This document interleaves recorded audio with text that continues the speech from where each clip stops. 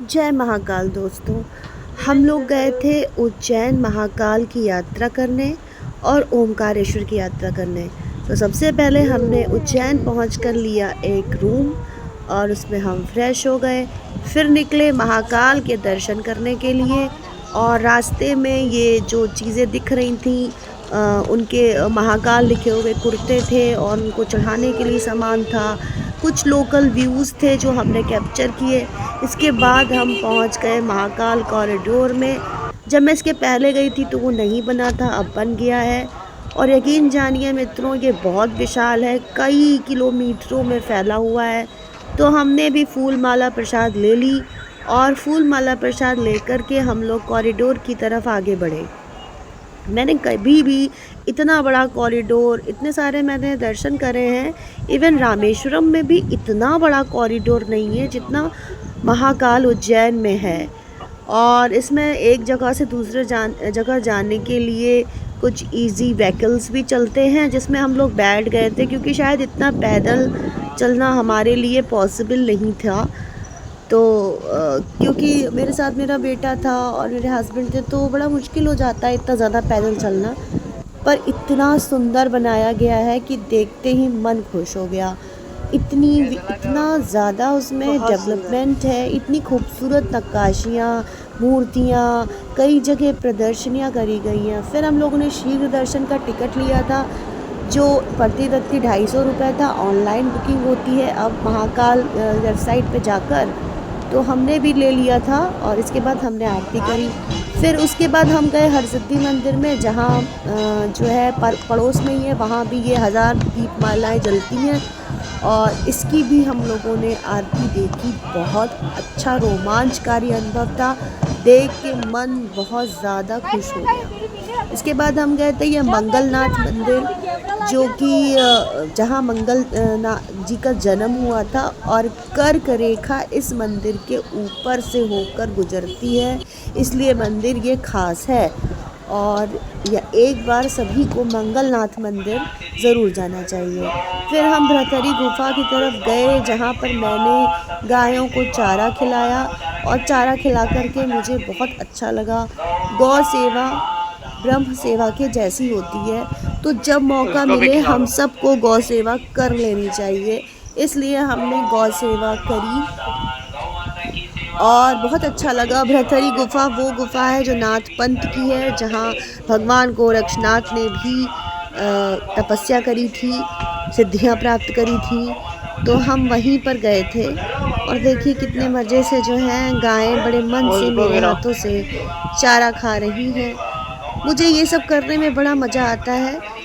मैं गायों को खाना खिलाने में, उनको रोटी खिलाने में मुझे बहुत अच्छा लगता है। और इसके बाद में मैंने तो खिलाया, मन ही नहीं मान रहा था, ख़त्म हो रहा था, मैं बार बार वहाँ से ले रही थी और देख रही थी। महाकाल का दर्शन करने के बाद हरसिद्धि मंदिर है, बड़ा गणेश है, उन सब जगहों की यात्रा करी जाती है। फिर बाहर भी कुछ जगह पे जाया जाता है। और इसके बाद में मेरे बेटे को भी फिर लगा कि गायों को भोजन करा देना चाहिए, तो उसने भी खिलाया। वो मेरा लड़का जो था वो थोड़ा डर रहा था उनको खिलाने में, दूर से ही चारा फेंक रहा था, लेकिन फिर उसने जो था खिला ही लिया और ऐसा करके उसको भी बड़ा अच्छा लग रहा था। हाँ, तो मैं क्या कह रही थी कि जो महाकाल के जो उज्जैन के अंदर जो मंदिर है, उसमें एक महाकाल का मंदिर है, हरसिद्धि माँ का मंदिर है, बड़ा गणेश, चारधाम टेम्पल और रामघाट है। और 10 किलोमीटर की रेंज में भ्रतरी गुफा है, गढ़कालिका है, काल भैरव है और सांदीपनी गुरु का आश्रम है। ये सारे मंदिर हैं, तो इनके भी विजिट्स करने चाहिए हमको। इसके बाद आप ये देख सकते हैं कि हम लोगों ने यहाँ पर आगे बढ़े भ्रतरी गुफा की तरफ और गुफा प्रवेश द्वार देखिए लिखा हुआ है। और आप देख सकते हो कितना पुराना ये मंदिर आपको दिखाई पड़ रहा होगा। इसमें सबसे पहले ये हनुमान जी की फ़ोटो है, मूर्ति लगी हुई है, फिर काली माँ है। और फिर हम आगे बढ़े महर्षि संदीपनी आश्रम में, जहाँ पे भगवान कृष्ण, सुदामा और बलराम जी पढ़ा करते थे। सांदीपनी उनके गुरु थे। इस स्थान पर जाकर भी बहुत अच्छा लगा, बहुत स्पिरिचुअल एनलाइटमेंट मिला। ये देखिए श्रीनाथ जी की यहाँ पर मूर्ति थी, जिसे देख के बड़ा अच्छा लगा। और यहाँ पर देखिए तीनों भाई जो हैं बैठे, तीनों लोग बैठे हुए हैं किस तरीके से। सांदीपनी आश्रम भी अपने आप में बहुत ज़रूरी है। वहाँ कृष्ण को 16 कला अवतारों का जो था ज्ञान प्राप्त हुआ था, और सांदीपनी गुरु ने उनको ये ज्ञान दिया था। फिर उसके बाद हम लोग ये जो जगह है यहाँ पर आए थे, ये सांदीपनी आश्रम में है। फिर उसके बाद हमने ये थाली खाई थी, जो दाल बाफला उज्जैन की थाली होती है। बहुत अच्छा इसका खाना था, इसको भी हमने खाया था, बड़ा अच्छा लगा था। फिर हमने उज्जैन कॉरिडोर के अंदर ही पिक्चर चल रही थी उज्जैन की, उसके विकास की, उसके मंदिर की, तो वो भी हम लोगों ने देखी थी। 75 रुपये उसका टिकट था, देख के अच्छा लगा था। इसके बाद महाकाल आरती का भी हमने ऑनलाइन बुकिंग कराई थी, और आप देख सकते हैं कि इसके बाद मैंने आरती को अटेंड किया था। आरती का भी 250 रुपये टिकट है, जिसकी जो पोर्टल है वो दोपहर में 12 बजे खुल जाता है।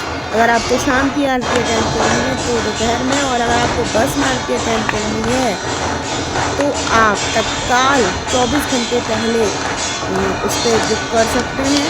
शायद थोड़ी ही देर के लिए खुलती है, लेकिन जानिए दोस्तों, ये जो महाकाल की आरती है इसको देख करके मन बहुत बहुत खुश हो रहा था। मेरे गुरु सारे के सारे बहुत अच्छा लग रहा था, बहुत ही ज़्यादा, मतलब ऐसा लग रहा था जैसे जीवन जो है ना वो धन्य हो गया। फिर हम लोग आ गए थे अगले दिन ओमकारेश्वर। तो यहाँ पे माँ नर्मदा का सबसे पहले हमने आचमन किया, उनको प्रणाम किया, और फिर जो ओमकारेश्वर है इस मंदिर की तरफ हम आगे बढ़े। ओमकारेश्वर और ममलेश्वर 2 ज्योतिर्लिंग हैं जिनको राजा मांधाता ने बसाया था, और यहाँ शिव जी 2 टुकड़ों में, मतलब एक जगह की जगह 2 टुकड़ों में चले गए थे। शायद किसी राक्षस ने या पहाड़ ने कुछ तपस्या करी थी। अभी पूरी कहानी तो मुझे नहीं पता, पर राजा मांधाता की राजधानी थी। आप देख सकते हैं हम लोगों ने कैसे माँ नर्मदा में स्नान किया, और स्नान किया, आचमन किया, बहुत अच्छा लग रहा था। और मैं आपको बताऊं, नर्मदा से ही एक नर्मदेश्वर प्राप्त किए थे। कहते हैं कि नर्मदा का कण जो है वो भगवान शिव को ही अर्पित होता है। यहाँ मुझे बहुत ज़्यादा अच्छा लगा, मन ही नहीं हो रहा था यहाँ से आने का। क्लिक कराई थी ढेर सारी फ़ोटोज़, पीछे मुड़ के देखो। और फिर इसके बाद हम बढ़ गए थे ओमकारेश्वर मंदिर की तरफ, जहाँ हमने दर्शन करे थे। उसके बाद हम 4 धाम टेम्पल गए थे, ममलेश्वर भी गए थे। पहले ममलेश्वर किया, फिर 4 धाम किया। 4 धाम में जो भी हमारे धाम है, जगन्नाथपुरी, रामेश्वरम, द्वारकानाथ, ये सब के दर्शन किए। फिर रामघाट गए, वहाँ माँ शिप्रा के दर्शन करे। एक्चुअली बाहर के दर्शन के कारण मेरे लोकल ख़त्म हो गए थे।